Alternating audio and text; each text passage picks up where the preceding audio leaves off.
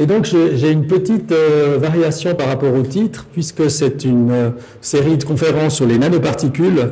Je vous montrerai un volet des nanoparticules qui est effectivement un volet où il y a des éventuels impacts sur la santé.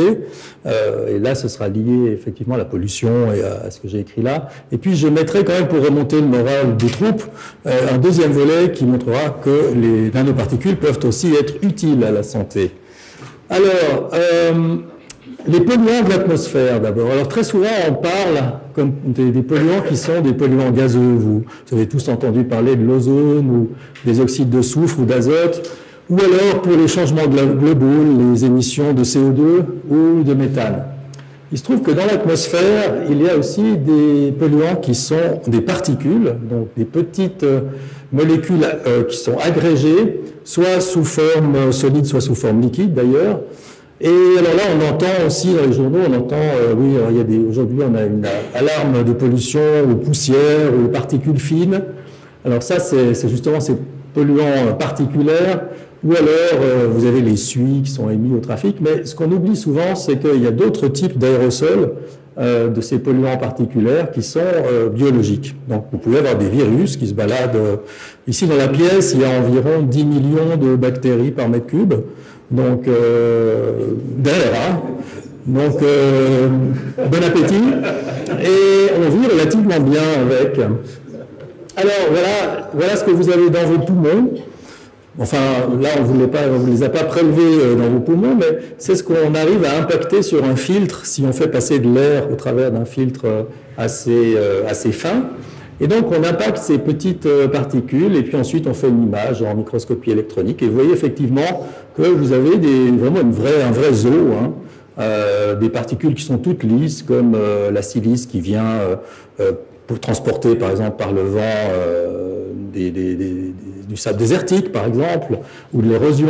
Vous avez ces fameuses nanoparticules carbonées qui sont essentiellement produites par les processus de combustion, des sulfates, et puis aussi d'autres particules comme des pollens, des spores, des bactéries, des virus, etc. Alors moi, je vais surtout m'intéresser, pas seulement, on verra tout à l'heure, mais surtout m'intéresser à cela pour des raisons de santé publique. Alors, je vais vous parler d'aérosol. Alors pour moi, un aérosol, c'est la définition que vous trouverez peut-être sur Wikipédia, je n'ai pas regardé. C'est un ensemble de particules qui sont solides ou liquides et qui sont suffisamment petites pour ne pas sédimenter immédiatement, mais elles peuvent être transportées à grande distance par l'air ambiant. Ça, c'est la définition d'un aérosol. Ça veut dire pour moi, un aérosol, c'est ça. C'est pas ça. Très souvent, on entend parler d'aérosol simplement pour les bombes, disons, qui transportent des petites gouttelettes. Donc c'est bien, ça remplit bien cette définition. Alors vous avez la peinture, les lacs à cheveux, etc. Moi, je ne vais pas vous parler de ces aérosols à droite, plutôt vous parler des aérosols à gauche. Et si on regarde, alors là, je m'excuse, les caractères sont un peu petits, mais essentiellement, si vous regardez les sources d'aérosols, vous avez quelques grandes familles. Vous avez globalement une grande famille ici. Bon, c'est en Île-de-France, mais honnêtement, dans toutes les grandes villes, ça se ressemble. Une grande famille qui est due au trafic routier. Vous avez une famille non négligeable qui est, par exemple, les feux de cheminée. Si vous n'êtes pas en milieu urbain vraiment, mais un petit peu à côté, le bois émet beaucoup de particules. Et puis vous avez d'autres, donc ça c'est ce qu'on appelle les résidentiels. Hein. Et puis vous avez ensuite toute une série de particules qui peuvent être émises soit par l'agriculture, soit par des chantiers. On voit très bien ces nuages de particules qui se produisent lorsque vous avez un chantier à côté de chez vous, etc. Donc vous voyez que vous avez une très très grande variété de sources aussi. Et maintenant, pourquoi est-ce qu'il faut les mesurer et en quoi est-ce que ça nous intéresse? Alors, un paramètre essentiel, c'est la taille. Vous voyez, si vous regardez des particules qui sont de 5 à 10 microns, globalement, elles ont du mal à passer ici dans le système rhinopharyngé, et puis elles vont rester bloquées quelque part, dans la trachée ou maximum dans la trachée, disons. Et puis si vous descendez à une taille toujours plus petite, 2 à 3 microns, vous allez arriver dans les poumons. Et puis si vous êtes à des tailles très très petites, vous voyez ici on passe de 100 nanomètres à 1 micron, à ce moment-là vous allez dans les alvéoles pulmonaires. Et le problème c'est qu'on a beaucoup de mal à en ressortir une fois qu'on est dans les alvéoles pulmonaires, parce que c'est très petit d'une part, et puis vous avez aussi la possibilité de passer dans la circulation sanguine. Et donc, si vous transportez, par exemple, des molécules dangereuses, par exemple des molécules cancérigènes, comme les hydrocarbures aromatiques polycycliques, qui sont, vous avez certainement entendu parler du toluène ou du benzoapyrène, qui sont des molécules qui provoquent le cancer, enfin en tout cas qui sont listées comme provoquant le cancer, elles se trouvent en surface de ces petites particules, et donc ici vous avez un échange possible avec le système circulatoire. Et puis les plus grosses, essentiellement, vous avez des problèmes qui peuvent être irritatifs, inflammatoires, allergènes pour les pollens, etc. La deuxième raison pourquoi il faut s'occuper de ces petites particules, c'est des raisons de changement climatique. Donc, globalement, vous savez, le réchauffement est dû à une balance entre la radiation solaire qu'on reçoit, qui est essentiellement dans le visible, qui est absorbée par la Terre, ou qui peut être réfléchie par le sol ou par des nuages, et le rayonnement thermique qui est produit par la Terre, qui, elle, est chauffée par le rayonnement arrivant. Et si vous faites le bilan, et que le bilan est trop en faveur de la chaleur émise au niveau de la Terre, et que vous ne laissez pas cette chaleur s'évacuer, eh bien, vous allez augmenter la température. Alors, les aérosols jouent un rôle très important, parce que, vous avez vu, ça fait un petit peu des petites réflexions. Donc, une part, ça peut jouer le rôle de réflecteur pour le soleil qui arrive, la lumière solaire qui arrive. Malheureusement, ça peut aussi jouer le rôle de réflecteur pour les infrarouges émis. Ça dépendra de la taille. Et puis, vous avez un effet qui est, disons, secondaire, qui sont que ces petites particules dont j'ai parlé, notamment les aérosols biologiques, sont très efficaces pour jouer le rôle de germe de nucléation pour les nuages. Et donc, plus vous en avez, plus vous produisez de nuages qui ont une tendance, eux, à réfléchir le soleil, mais toujours est-il que c'est extrêmement difficile de vraiment quantifier l'effet des aérosols. Si vous regardez le rapport de l'IPCC, le GIEC en français, vous trouvez ici l'effet chauffage en rouge à droite, refroidissement en bleu à gauche, globalement. Donc là, vous avez l'effet de chauffage des gaz à effet de serre, le CO2, le méthane, etc. Et puis, vous voyez que ici, vous avez certains aérosols qui refroidissent l'atmosphère, le bleu.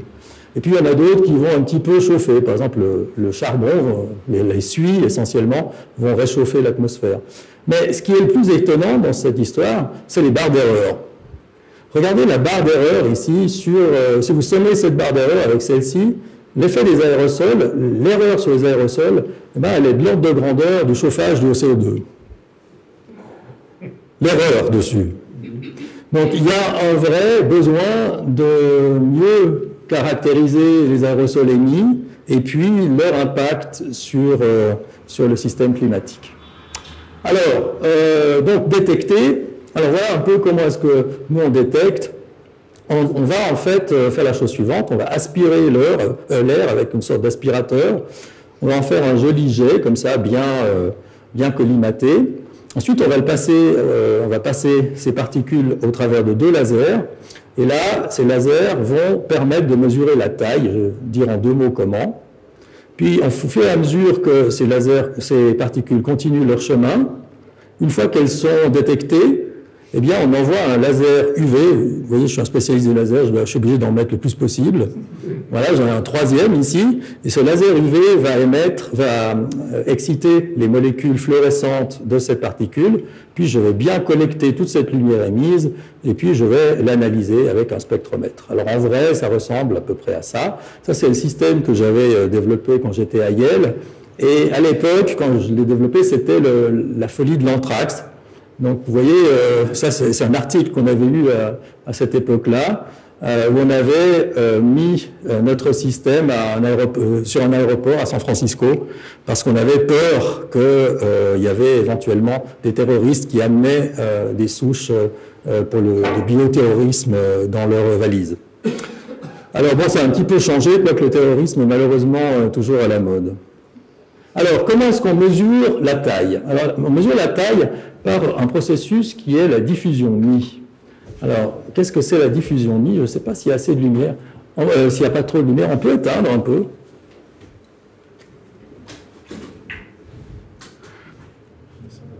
Ouais, je pense que ça devrait aller. Donc là, vous voyez bien le laser sur le mur, mais vous ne le voyez pas dans l'air, n'est-ce pas? Vous ne voyez pas ce qui se passe ici. Si je mets ma main dedans, ben, vous le voyez, il est là. Mais tant qu'il traverse l'air, je ne vois rien. Alors, voilà l'aérosol de Claudia Schiffer de tout à l'heure. Et vous voyez ce qui se passe, c'est que si j'ai des petites particules sur sa trajectoire, eh ben, ça s'allume. C'est de l'eau. C'est de l'eau. Il est un peu inquiet. Et puis, si il fait bien noir et qu'on fait des balayages comme ça, on arrive même à voir les volutes à l'intérieur. Voilà. Bon, je suis fatigué. Alors, cette lumière qui est diffusée par ces particules va dépendre bien sûr si c'est des grosses ou c'est des petites. Si c'est des toutes petites, vous pouvez bien imaginer, vous avez un tout petit miroir, il n'y a pas beaucoup de lumière qui arrive. Vous avez une grosse patate, vous allez avoir beaucoup de lumière qui arrive par diffusion. Et puis en plus, la manière, l'angle dans laquelle la lumière est émise va varier avec la taille aussi. C'est ce qu'on appelle la diffusion Ni de Gustav Mie, d'ailleurs, qui a eu le prix Nobel pour avoir trouvé ça en 1908, hein, c'est pas d'aujourd'hui. Et donc, on voit que les petites particules, par exemple, ont un rayonnement qui est à peu près homogène, et plus les particules deviennent grandes, 100 nanomètres ici, 1 micron, plus la lumière est distribuée vers l'avant. Alors, si on met plusieurs détecteurs, on va pouvoir regarder le rapport, par exemple, de la lumière vers l'avant, sur le côté, etc. Puis on va dire, ah, ok, lui c'est un 1 micron, lui c'est un 0,1 micron, etc. Donc, en utilisant la diffusion, je vais avoir une information sur la taille de la particule, et si je fais les choses bien, je peux même avoir une information sur la forme. Donc, la taille. Maintenant, la composition, parce que c'est bien de savoir qu'on a une particule de 100 nanomètres, mais on aimerait bien savoir ce que c'est, n'est-ce pas? Alors ça, c'est la deuxième méthode, j'ai appelé ça la fluorescence. Donc imaginez, vous avez ici une particule qui est passée, elle a été illuminée par un laser UV. Alors ce que vous faites, pour les spécialistes, ils connaissent très bien ça, on excite les molécules fluorescentes dans un état d'énergie supérieure, et puis petit à petit, elles vont réémettre de la lumière qu'on appelle la fluorescence. Ça va un petit peu vite, je ne sais pas pourquoi est-ce qu'il fait ça tout seul maintenant. Il a décidé de marcher tout seul. Alors si vous analysez, ah ben zut, si vous analysez la lumière qui est émise, cette lumière émise est caractéristique de la molécule. Donc le spectre que vous avez vu tout à l'heure, qui est arrivé subrepticement ici, c'est des spectres émis par différents types d'aérosols. Voilà, vous avez ici par exemple des pollens, chênes, ici c'est les graminées, pardon, ça c'est le chêne, ça c'est des spores. Ça, c'est des particules minérales, donc elles ne fluorescent pratiquement pas. Ici, vous avez un bacille subtil, par exemple, qui est donc assez proche d'un Bacillus anthracis, l'anthrax de tout à l'heure, dont je vous parlais. Alors, comme vous le voyez, la fluorescence, ça marche comme ça. Et en fait, vous connaissez tous ça. La fluorescence, c'est ce qui se passe dans CSI et dans les experts.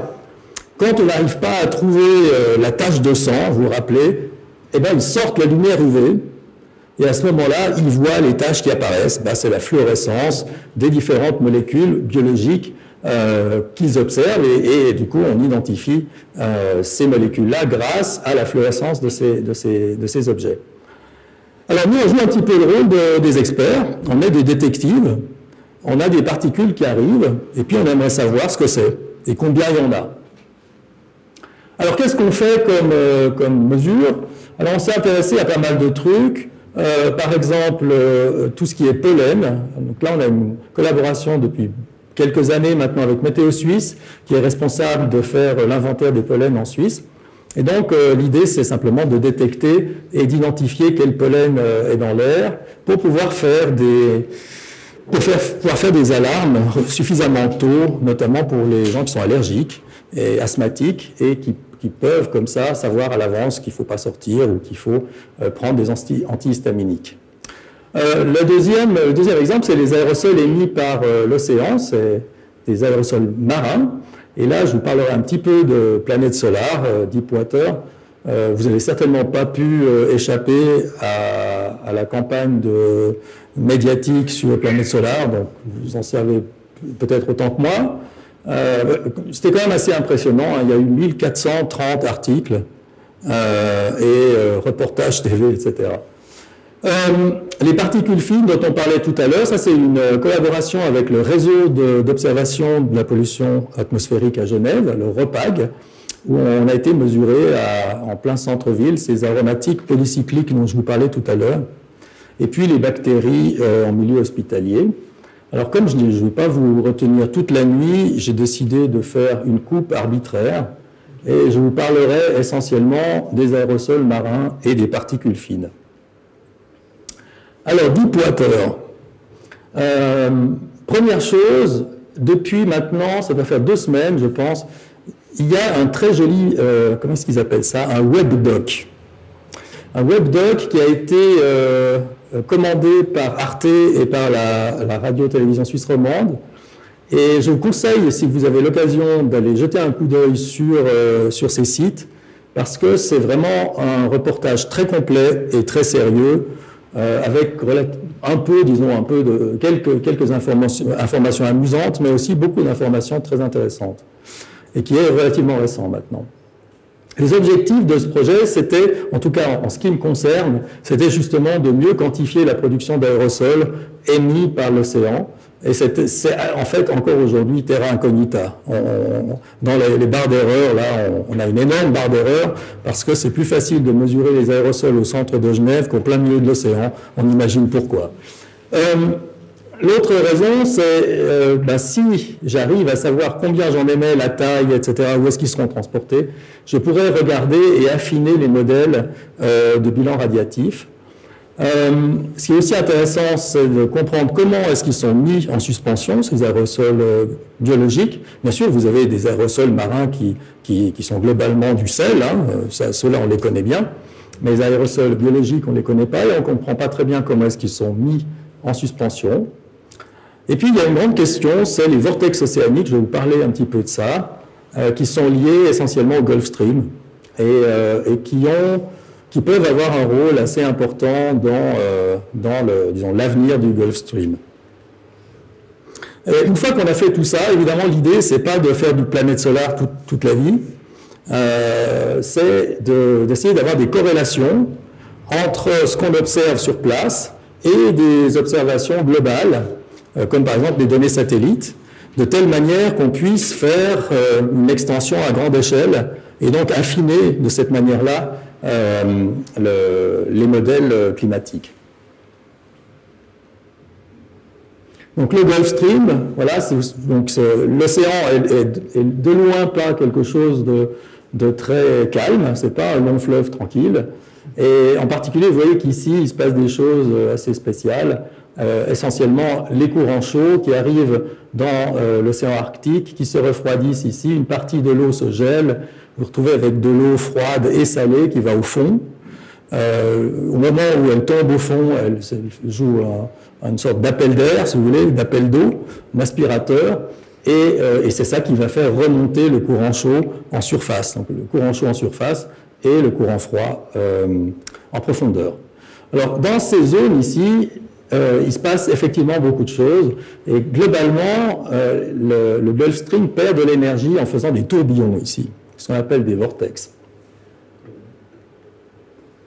Alors regardons ces vortex, donc toujours une image satellite, on voit très bien ici ces tourbillons qui se forment lorsque le courant global du Gulf Stream commence à perdre son énergie et commence à avoir, dû à la viscosité, des mouvements qui sont circulatoires de ce type-là.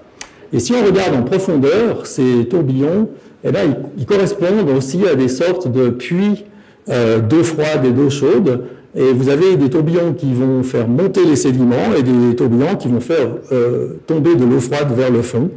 Et donc des courants qui sont une sorte d'advection verticale dans l'océan localement exaltés. Ça se voit aussi, si on regarde sur les images satellites, ça se voit sur les images de la chlorophylle. Donc la chlorophylle est un indicateur de l'activité biologique, 1D, et on voit aussi certains endroits qui sont liés à ces mouvements tourbillonnaires, où l'activité biologique, ici c'est la chlorophylle comme je vous le disais, où l'activité biologique est augmentée. Et la raison pour ça, c'est que essentiellement les planctons ont besoin à la fois du rayonnement solaire et à la fois de nutriments qui viennent des profondeurs, des sédiments. Et donc il y a une balance entre les deux. Et si on a ce genre de tourbillon, il y a une bonne chance pour avoir une augmentation de nutriments des sédiments. Et donc, les planctons peuvent rester à leur bonne profondeur tout en gardant le soleil. C'est ça l'hypothèse, en tout cas. Alors, nous, ce qui nous intéresse, c'est pas seulement ce qu'il y a dans l'eau, mais comment est-ce que ce plancton va se retrouver dans l'atmosphère. Et là, évidemment, il y a les vagues, il y a le vent, il y a la température, l'évaporation. Quelle est la quantité d'aérosols émis par l'océan et qu'est-ce que c'est? Voilà, simplement pour la raison dont je vous parlais tout à l'heure, vous avez ces aérosols qui peuvent réfléchir l'infrarouge, donc réchauffer l'atmosphère, les basses couches de l'atmosphère, ou alors, par exemple, produire des nuages qui vont réfléchir le rayonnement solaire. Donc, dans un des cas, on a un refroidissement, dans l'autre cas, on a un réchauffement de l'atmosphère. Alors, la campagne en elle-même, voilà la balade qu'on a fait entre le 8 et le 10 septembre 2013. Donc, comme vous pouvez l'imaginer, la partie vraiment intéressante se trouve là-haut, et c'est effectivement là-dessus qu'on va zoomer. Alors aujourd'hui, vous avez une première, vous avez un scoop. Les résultats que je vous montre ici, je ne les ai jamais montrés. Donc, ce n'est pas publié, c'est jamais montré, et c'est encore à prendre avec des pincettes. C'est-à-dire, ce n'est pas validé non plus. Mais essentiellement, ce qu'on voit ici sur cette carte, c'est la partie intéressante du Gulf Stream. Et puis, ce que vous voyez ici en code coloré, c'est la quantité d'aérosols, la quantité totale. Donc la quantité totale, comme vous voyez, quand c'est bleu, c'est qu'il n'y en a pas beaucoup, vert un peu, là il y en a un peu, ou là il y en a beaucoup, et puis là il y en a à nouveau moins, etc. Les petites flèches, c'est les valeurs de vent. L'idée était d'essayer de corréler, de voir s'il y avait une corrélation entre le vent, la hauteur des vagues, et la quantité d'aérosols qui est émis. Et pas de corrélation. Intéressant. Mais c'était inconnu avant. Deuxième chose, maintenant on va regarder, pas la quantité d'aérosols générale, mais on va s'intéresser à une petite bestiole qui sont des cyanobactéries, qui sont donc un des planctons les plus représentés dans l'océan, et qui a donc un spectre de fluorescence qui est ici pour les spécialistes. Et donc, ce que vous voyez ici, de nouveau, c'est la concentration, maintenant, spécifiquement de ces planctons-là. Vous voyez qu'ici, c'est relativement calme. Là, il se passe un petit peu quelque chose. Toujours le même code de couleur. Bleu, il n'y a personne. Rouge, il y a beaucoup. Là, voilà, c'est calme. Là, il n'y a pas de données. Ici, là, il se passe des tas de choses. Et puis, ici, il se passe aussi des tas de choses. C'est jaune. On ne le voit pas, mais là, il se passe des tas de choses. Et effectivement, si on regarde ça, on voit qu'il y a des corrélations avec les vortex. Et donc ça, c'est vraiment extrêmement intéressant, extrêmement important, parce qu'on voit que l'hypothèse dont je vous parlais tout à l'heure, le plancton, etc., cette hypothèse-là a l'air de se vérifier. La deuxième chose qu'on a observée, toujours pareil, c'est un scoop aussi. Si vous regardez, ce spectre-là est très différent de l'autre. Alors, c'est un spectre qui est lié à l'acide humique. L'acide humique, ça ne dit pas grand-chose, mais en gros, en simplifiant, c'est ce qu'on trouve dans l'humus et c'est ce qu'on trouve dans les sédiments. Et si on regarde l'acide humique, vous voyez qu'en plein océan, vous n'en avez pratiquement pas. La raison, c'est simple, les sédiments sont très profonds et puis il n'y a pas d'importation parce que vous êtes loin des côtes. Par contre, quand vous arrivez ici dans la Manche, l'acide humique augmente énormément. Et de nouveau, on peut le comprendre de deux manières. Les sédiments sont plus proches de la surface. Et puis, vous avez bien sûr les côtes qui, elles, peuvent émettre des particules biologiques d'origine terrestre et qui sont transportées. Donc, ce qu'on est en train de faire maintenant, on regarde quelle était la direction des vents pour voir si c'est une importation ou si c'est une production locale. Donc, après 2 ans d'analyse des données, parce qu'on est revenu avec beaucoup de données, ça ne fait pas 2 ans, ça fait 1 an et demi, j'exagère, mais on commence à voir vraiment des choses très intéressantes de cette expédition. Alors là, on change d'environnement et on se trouve à Sainte-Clotilde. Donc vous voyez qu'à Sainte-Clotilde, il n'y a pas tellement de respect pour le matériel urbain genevois. Donc ça, c'est une station d'analyse du réseau. Et on a donc installé notre détecteur à l'intérieur entre le 27 novembre et le 18 décembre 2013. Là non plus, il n'y a pas encore de publication. Alors, on a une collaboration très efficace avec le réseau qui, pendant cette période, ont fait un travail extraordinaire. Ils ont récolté tous les jours sur des filtres les particules de la journée. Ensuite, ils sont allés en laboratoire chaque jour pour faire de la chromatographie dessus. Donc c'est un effort assez important, on va dire. Et comme vous voyez, ils n'ont pas raté un seul jour. Hein. Donc chapeau. Et ce qu'on voit ici, c'est la quantité d'un de ces aromatiques polycycliques, a priori, en tout cas listés comme dangereux pour la santé. Et vous voyez ici des périodes, je ne sais pas si vous vous rappelez, ça fait maintenant à peu près 1 an, un peu plus d'1 an, eh bien vous avez eu 2 épisodes smog, si vous voulez, où on vous a dit il faut rester chez vous, etc. Bon, c'était ces 2 épisodes-là, qui étaient en décembre, où effectivement il n'y a pas eu de vent, l'air était assez stagnant, il y avait en même temps une sorte de petite brume qui s'était installée, et puis vous voyez ici ces 2 épisodes très clairement, où on a un bon facteur 2 sur la quantité d'aromatiques polycycliques. Alors, le problème de cette mesure-là, c'est d'une part que ça demande beaucoup d'efforts, et puis c'est cher, parce qu'il faut aller faire de l'analyse en laboratoire. Donc, c'est clair que c'est quelque chose qu'on ne peut pas faire tous les jours. Et puis, ce n'est pas non plus quelque chose qu'on peut faire toutes les 10 minutes. C'est-à-dire qu'il faut accumuler un certain nombre de particules sur les filtres pour pouvoir, finalement, avoir suffisamment de matière pour l'analyser. Donc, vous avez une limite au niveau de la résolution temporelle de la mesure. Alors, nous, on s'est intéressé à quelques aromatiques polycycliques, le pyrène, le benzoapyrène, parce que tout le monde en parle, le naphthalène. Vous voyez ici les spectres de fluorescence qu'on peut distinguer. Certains d'entre eux, on n'arrive pas, hein, je vous dis tout de suite. Je vous présente ce qui marche. Et ce qu'on voit ici, eh ben, ce que vous voyez, ça ressemble à l'autre graphe, mais ce qui est intéressant, c'est la date. Donc ici, on est le 27 novembre, 28 novembre, 30 novembre, 1er décembre. Donc l'échelle est complètement dilatée. Et la raison, c'est que vous avez une mesure toutes les 10 minutes. Parce que c'est des mesures qui sont en ligne, en temps réel, il n'y a pas de prélèvement. Vous vous rappelez, vous passez par le petit tube et puis les lasers s'occupent du reste. Donc vous avez une résolution temporelle qui est bien meilleure et puis vous n'avez pas toute l'infrastructure nécessaire qu'il y a autour. Donc ce qu'on voit immédiatement, qu'on ne voyait bien sûr pas avant parce que c'était moyenné sur la journée, vous voyez les rush hours, 8h le matin, midi, 16h à 18h le soir. Vous voyez des périodes effectivement où il y a plus de pollution que d'autres, mais vous retrouvez les rush hours ici. Donc vous avez la situation en temps réel. Et si vous voulez comprendre l'origine de d'où est-ce que vient ce benzoapyrène, qui pourrait être émis par les feux de cheminée, mais en même temps qui pourrait être émis par le trafic urbain, mais en même temps par le chantier d'à côté. Je vous rappelle que je suis à Sainte-Clotilde, hein, il y avait des chantiers aussi autour.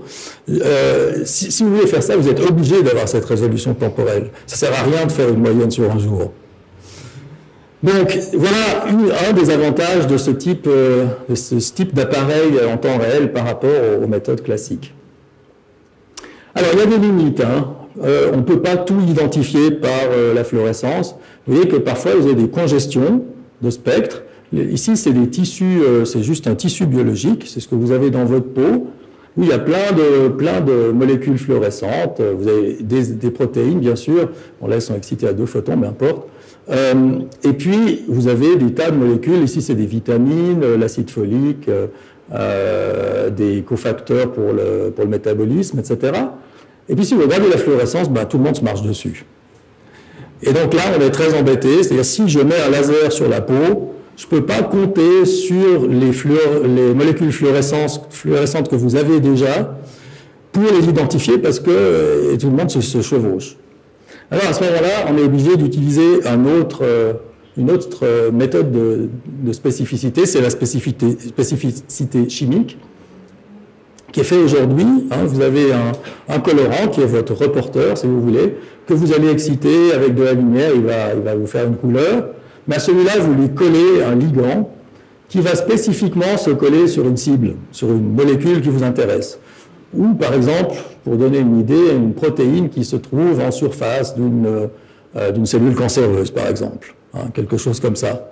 Et donc, vous allez spécifiquement aller coller votre colorant à votre cible.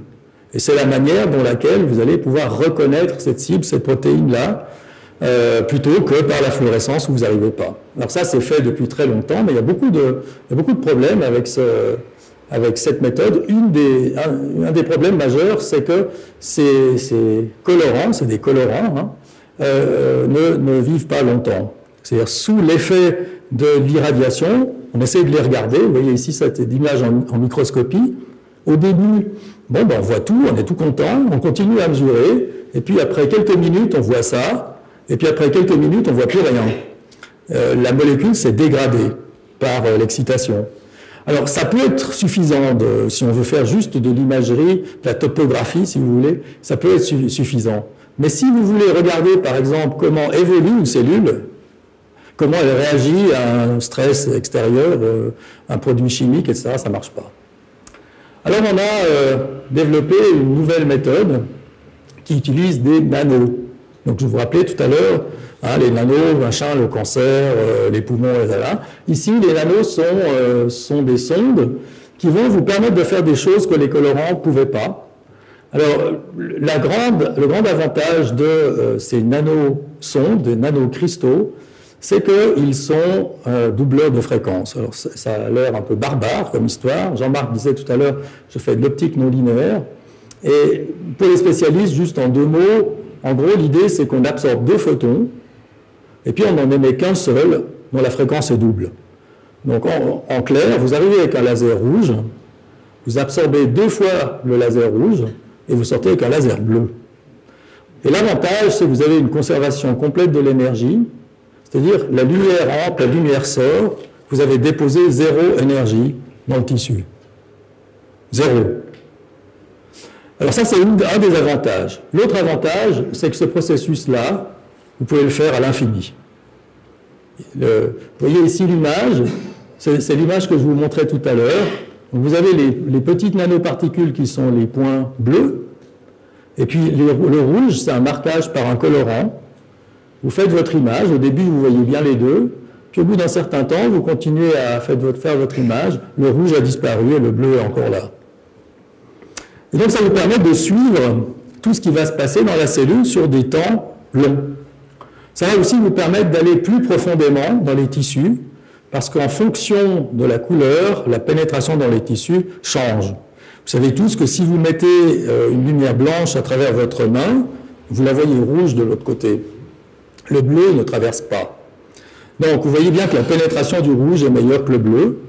Et ce qu'on va faire ici, c'est que comme ce processus peut se produire à n'importe quelle fréquence, à n'importe quelle longueur d'onde, on peut choisir toute une zoologie de lasers, dont des lasers infrarouges, et dont la fréquence doublée sera toujours dans l'infrarouge. Et on aura des centimètres de pénétration dans les tissus, ce qu'on a fait d'ailleurs. Je vais vous montrer 2 exemples d'utilisation de ces nanoparticules.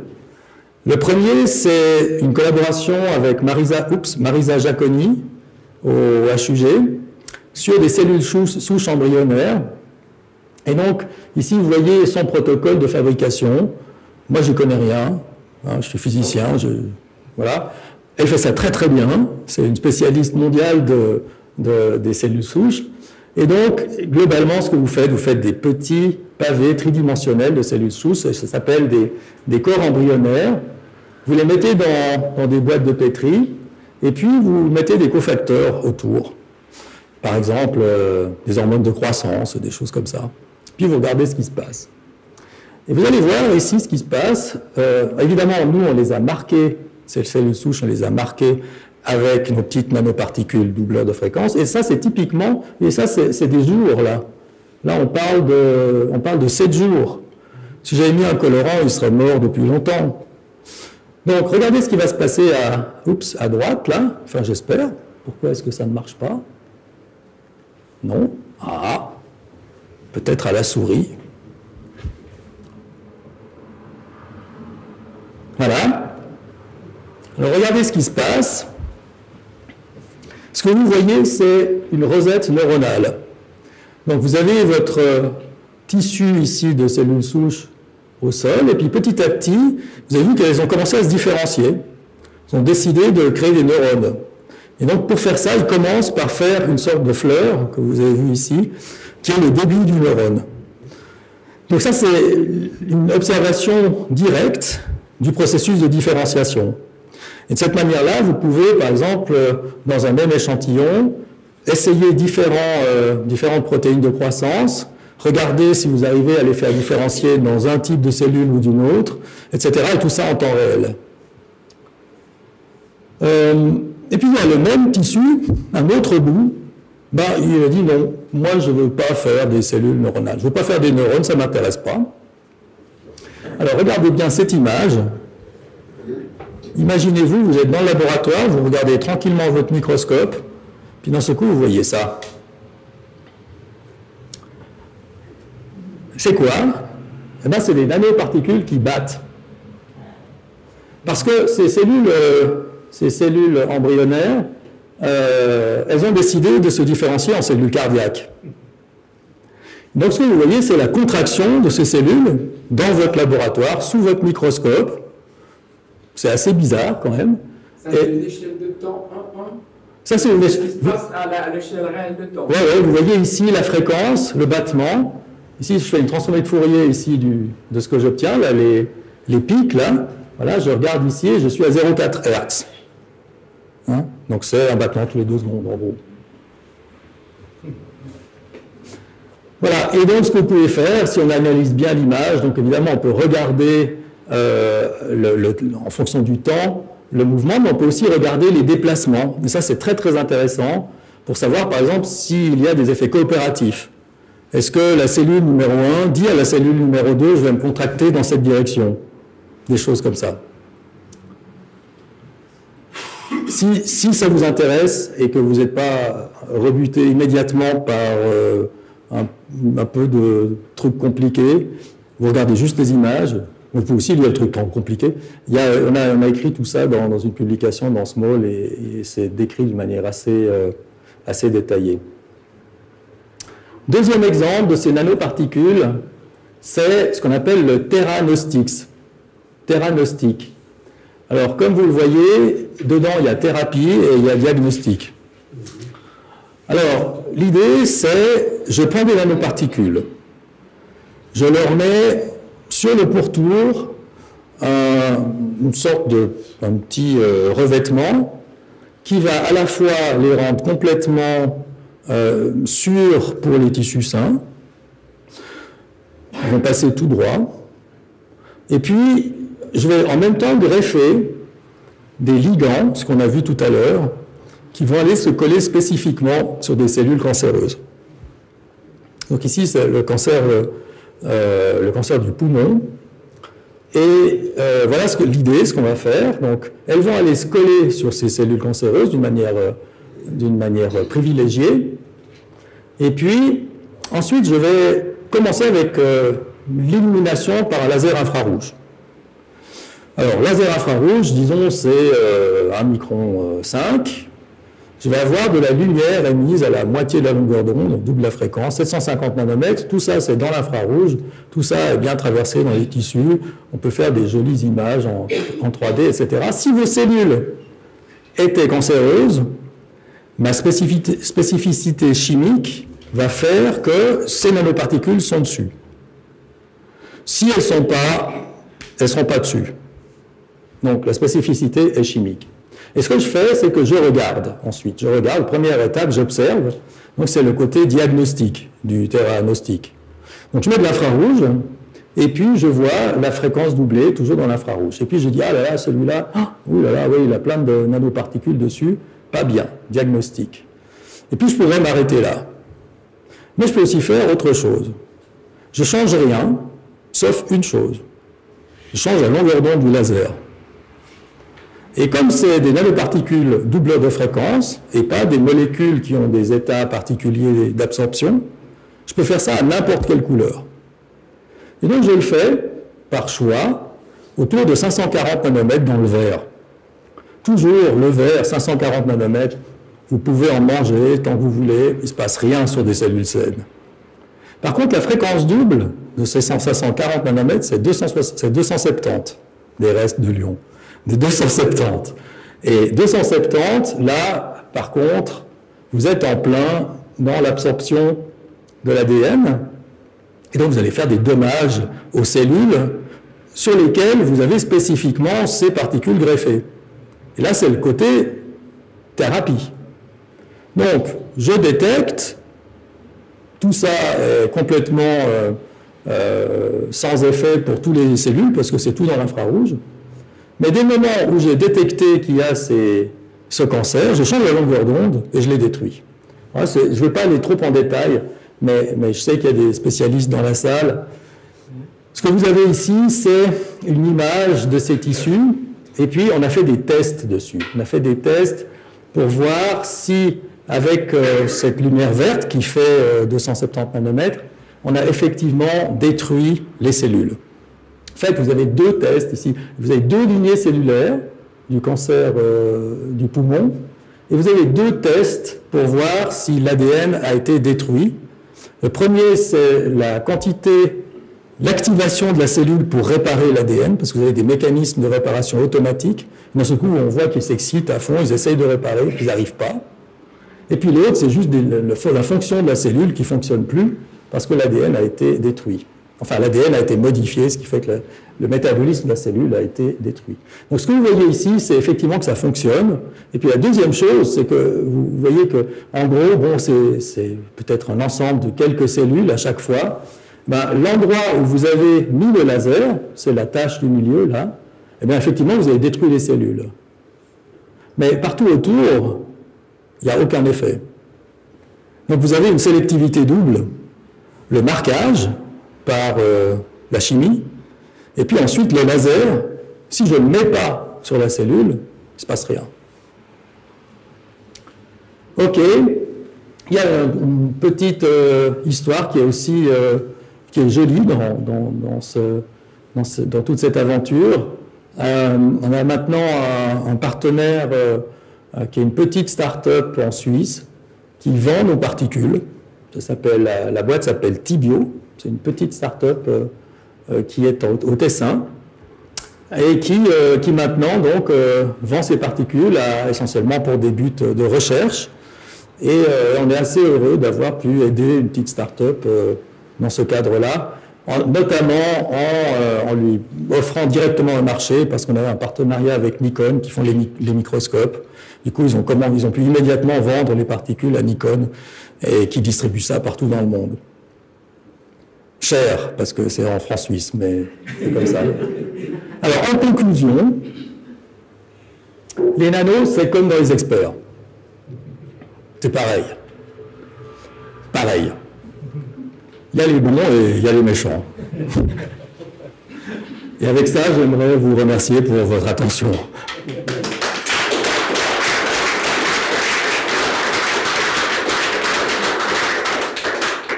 Merci Jean-Pierre pour cet exposé fascinant. On a un peu de temps pour quelques questions. Oui, monsieur ?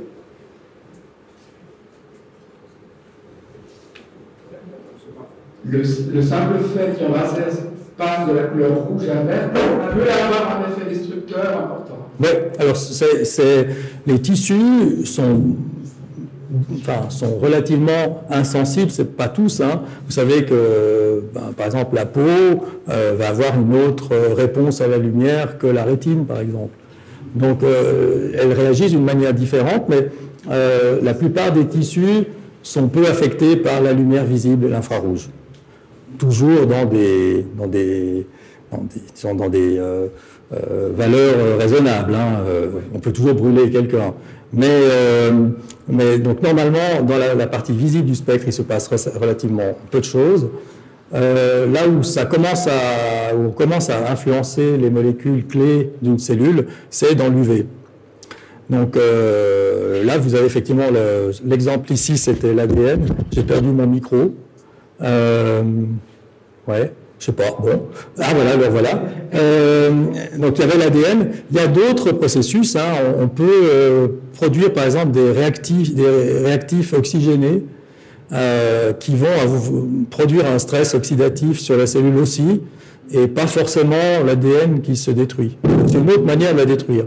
Mais dès le moment où on va dans l'UV, on commence à avoir des absorptions de différentes molécules et en voie de conséquence des produits photodestructeurs, disons. Mais en changeant la fréquence, on change aussi la pénétration de la lumière. Donc est-ce qu'il faut aller avec une sonde et illuminer localement à ce moment-là? Alors, c'est clair que ce qu'on vise pour ce type de cancer, c'est des cancers qui sont atteignables en surface. Donc, bronche, ORL, œsophage, colorectal, qu'est-ce que j'ai oublié? Cervix, col de l'utérus, pardon. Il y a déjà de quoi faire. Pardon? Il y a déjà de quoi faire. Il y a déjà de quoi faire, oui. Et effectivement, c'est pas une méthode pour un gros cancer du foie. Là, il faut un bistouri. Hein. Autre question, oui. Oui, merci. Tout à l'heure, je vous avais fait signe parce que vous faisiez la démonstration, votre laser était de couleur verte, oui. Alors que généralement, c'est rouge. Et puis tout d'un coup, il se transforme en rouge. Enfin, puisque je suis censé formuler une question, puisque j'ai la parole. Oui, parce que la question qui se pose, c'est vrai, les nanotech de nos jours, elle se pose déjà, c'est la santé, le rapport est à la santé publique. Le titre de votre présentation, l'utilisation de laser, mais avant, c'était comment la détection? On détectait comment? Oui. Et puis, oui, c'est vrai que dans le jeu aussi, le lien avec l'environnement, vous avez évoqué brièvement l'environnement marin, et aussi à type curatif, ça aussi c'est très important, parce que aussi il y a un lien avec les produits pharmaceutiques, c'est le sujet de la prochaine conférence. Mais, comment dire, pour conclure, oui, l'utilisation de laser de nos jours, parce qu'il ne faut pas oublier les nouvelles générations de technologies. C'est ce qu'il y a, oui, auparavant. C'est plus high-tech, c'est plus high, c'est nouvelles technologies, new technologies. Donc, infotech, biotech, nanotech. On reconnaît nanotechnologie, le rapport avec la physique, mais aussi l'environnement. Donc, comment vous avez beaucoup plus, voilà, comment on pourrait peut-être, voilà, parce qu'il y avait, je sais qu'il y avait un moratoire qui était décrété, c'est toujours pas clair, nanotech et le rapport avec la santé publique. Alors, j'ai pas compris Je sais pas si toute la question, mais... La question, c'est au fond, qu'est-ce qu'amènent les technologies laser? Il y a beaucoup de technologies avant qui permettent de détecter, bien sûr, oui, laser. alors voilà, ça peut être un peu la question. Alors, peut-être dû à mon enthousiasme, je vous ai présenté ça comme ce que vous allez trouver quand vous allez au HUG. C'est pas le cas. Hein. Donc, là, on est dans demain. Moi, je vous parle de demain. Aujourd'hui, si vous allez au HUG, il n'y a pas de nano, il n'y a pas de laser, il n'y a pas de son de doublet de fréquence, il n'y a rien de tout ça. Donc, effectivement, il y a des méthodes et, disons, ce que peuvent apporter les nouvelles méthodes, c'est le diagnostic précoce. C'est ça le grand, disons, challenge. Aujourd'hui, on peut effectivement voir des traceurs, par exemple, aller chercher des protéines qu'on trouverait dans le sérum sanguin, par exemple, qui vous permettraient de dire « Ah tiens, monsieur, il a peut-être un cancer de la prostate ». Ça c'est une des manières de faire. Et effectivement, avant, si possible, avant que la prostate soit la taille d'une pastèque. Donc, c'est le diagnostic précoce. Donc, par exemple, aujourd'hui, évidemment, tout le monde essaye d'améliorer. Donc, par exemple, je ne sais pas pourquoi je vous parle de la prostate, mais bon, je pourrais choisir un autre truc, mais c'est ça qui me vient à l'esprit. Les techniques de l'IRM aujourd'hui, par exemple, les dernières technologies de l'IRM ont énormément progressé dans ce sens-là. Et on arrive aujourd'hui, grâce à des méthodes assez raffinées, à détecter des anomalies de la prostate quand elle sent, avant le toucher rectal et tout ça, quoi. Donc oui, bien sûr, il y a d'autres méthodes, comme je vous le disais, il y a la biochimie, il y a les méthodes non invasives comme l'IRM, le PET scan, l'US, mais bon, là, il faut vraiment que ce soit gros. Les scanners à rayons X, toutes ces méthodes qui sont aujourd'hui implémentées. Merci Jean-Pierre. Il y avait une autre question ici, monsieur. Bonsoir. Bonsoir. Donc, par rapport aux particules fines dues à la pollution de la circulation essentiellement, est-ce qu'il serait possible de les détecter en utilisant ce que vous avez découvert, mais non pas au moyen de laser, mais au moyen de verres polarisants? Comment utiliser le laser avec la lumière naturelle?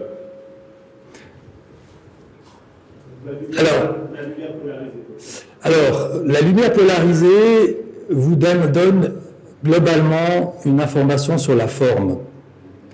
Donc, si vous avez des objets de forme sphérique, qu'elles soient petites ou grandes, vous n'allez pas voir de différence. Si vous avez des cristaux de glace, par exemple, à la place de... En imagerie radar, on fait ça. Hein. En imagerie radar, on fait une imagerie polarisée, on mesure les facteurs de dépolarisation, et comme ça, on voit la partie liquide du nuage et les cristaux de glace. Et c'est les mêmes équations. Donc, oui, vous allez voir si vous avez des particules qui sont de forme curieuse, en regardant la polarisation. Vous ne saurez pas la forme, vous ne saurez pas la taille, et puis vous saurez juste qu'elles ne sont pas sphériques, mais vous ne saurez pas ce que c'est. Vous pensez par exemple que vous êtes à Pékin, vous avez cette espèce de soupe de particules là, où on ne voit pas à 3 mètres, on n'arrive pas à respirer. Effectivement, si vous passez de la lumière dedans, elle sera diffusée, j'ai aucun doute. Et par contre, si vous mesurez que la polarisation, vous n'aurez pas assez d'informations. Vous nous avez dit 2 mots des gentils et des méchants. Ouais. Hein, mais vous avez parlé des gentils ce soir. Pourriez nous dire 2 mots des méchants? Ah non, je n'ai pas parlé que des gentils. Enfin, oui et non. C'est vrai que j'ai pas... Les HAP ne sont pas des gentils. Hein. Les aromatiques polycycliques sont en général bien connus pour être cancérigènes et ils sont transportés à 90% des cas par des particules. Et vous ne les respirez pas directement, sauf évidemment si vous êtes pervers et que vous ouvrez une bouteille de toluène et que vous sniffez la bouteille de toluène, ou alors que vous repeignez votre maison avec les fenêtres fermées et vous faites bien attention qu'il n'y ait pas de courant d'air.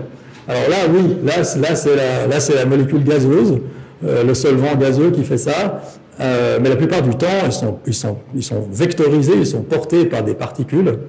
Et donc, c'est ce que je vous ai montré tout à l'heure. Donc ça, c'est les méchants, ça. C'est pas les gentils. Hein. Un autre exemple de ces nanoparticules du même type, c'est d'ailleurs assez amusant, enfin non, mais c'est la fumée de cigarette. La fumée de cigarette. Fumée de cigarette, c'est aussi des nanoparticules, 10 nanomètres, hein, les plus petites. Et, alors, si ça a tout cassé, 50 pour les grosses, et c'est des agglomérats. Ces petites particules-là, d'ailleurs en parenthèse, si vous regardez bien, elle est bleue, la fumée de cigarette, ça revient à mon histoire de diffusion tout à l'heure. Ces petites particules-là, elles ont les mêmes problèmes. Elles ont des aromatiques polycycliques en surface. Alors là, vous faites top parce que vous les aspirez direct. Et donc, vous ne vous posez pas la question si parfois ça pourrait se diluer. Mais ce qui est amusant, enfin à toute proportion gardée, c'est qu'on a mis, je ne sais pas combien d'années, je me rappelle, moi j'étais en France à l'époque, et tout le monde avait dit la fumée c'est dangereux pour la santé. Et puis, il y avait Renault et Peugeot qui faisaient des diesels. Et à cette époque-là, tout le monde disait, pour être vert, il faut faire du diesel. C'est vrai que si on mesure la quantité d'oxyde d'azote, il y en a moins. Mais si on regarde la quantité de particules, il y en a plus. Et puis ensuite, si on va même raffiner l'histoire, une grande partie de l'amélioration des diesels, ça a été d'éliminer les grosses particules. Les filtres à particules, ça élimine les grosses. Mais les grosses, elles ne sont pas graves. C'est les petites qui sont graves. Et donc aujourd'hui, la plupart des gens, même les Français, s'accordent à dire que le diesel, c'est quand même pas si bien que ça. Mais si vous regardez les particules, c'est même taille, issues de la combustion, aromatique, polycyclique, même chose. Et on a mis, je sais pas, 20 ans pour admettre que les diesels, etc. Donc il y a parfois ce genre de curiosité, on se rend compte, c'est pratiquement les mêmes agents, et on vous dit non, c'est pas grave. Donc c'est clair que si vous avez des nanoparticules carbonées avec des aromatiques polycycliques dessus, que ce soit la fumée, que ce soit les voitures, que ce soit un processus industriel ou que ce soit quelque chose comme ça, vos poumons ne font pas la différence, ils ne savent pas d'où est-ce qu'ils viennent, ça ne les intéresse pas du tout, et l'effet sera le même, il n'y a aucun doute. C'est peut-être un peu parce que les politiques économiques prennent le pas sur les chercheurs. Pardon? Parce que la politique et l'économie a pris le pas sur les chercheurs. Oui, c'est ça, c'est simplement ça, bien sûr. Donc on a mis très longtemps à diminuer la fabrication de cigarettes jusqu'au moment où l'industrie a pu se retourner, faire fabriquer les cigarettes ailleurs, vendre ailleurs, etc. Et du coup, à ce moment-là, on a dit c'est dangereux. Et tant pis pour les Indiens, enfin, vous voyez. Et voilà, donc maintenant les diesels, on a laissé le temps à Renault et à Peugeot de faire des voitures électriques, et puis maintenant on dit le diesel c'est dangereux. Vous avez parlé avant de la possibilité d'un diagnostic précoce oui. de cancer. Oui. Est-ce que votre méthode permet aussi de déterminer si ces cellules sont dormantes ou actives, ces cellules cancéreuses? Alors ça, c'est un sujet sur lequel on travaille aussi. Notamment sur les cellules flottantes, donc qui sont circulantes, on appelle ça. Et on essaie justement d'avoir un diagnostic sur les cellules circulantes pour voir si c'est un cancer qui a une tendance métastatique ou pas. Alors, c'est presque plus facile parce que justement, on n'a pas besoin d'aller à l'intérieur du patient, etc. Il suffit en gros de faire une prise de sang. Le problème, c'est que ces métastases ne sont pas émises d'une manière continue. C'est-à-dire que vous pouvez avoir rien du tout, vous gardez le sérum est parfait, tout va bien, puis d'un seul coup, il y a je sais pas, une bouffée de cellules qui se détachent et qui vont se balader. Donc pour le moment, c'est la grande difficulté, c'est ça. La grande difficulté, c'est de ne pas avoir de faux négatifs en prenant un prélèvement et puis en disant ben non, tout va bien. Alors on avait encore une question devant, monsieur. Pour en revenir simplement au courant marin entre les différents continents, vous avez montré. Oui. Il y a certainement des poissons migrants, véhiculeurs de particules. Est-ce que c'est mis à profit, alors, justement? Alors, c'est une bonne idée. Il faut que je réfléchisse si on peut miniaturiser le système pour le mettre sur le dos d'un poisson. Ça pourrait être sympa.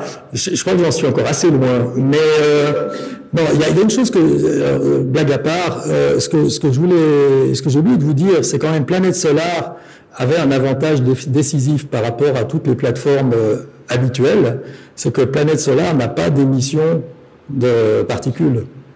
J'ai oublié de vous le dire, mais évidemment ça semble évident, mais c'est clair que par rapport à un chalutier, où je pourrais mettre mon appareil dessus, j'ai intérêt à avoir Planète Solar.